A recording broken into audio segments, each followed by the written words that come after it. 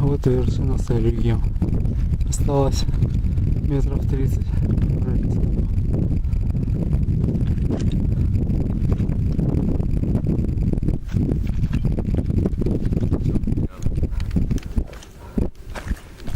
Давайте, ты можешь с кривой. Не, хочу на фоне этой.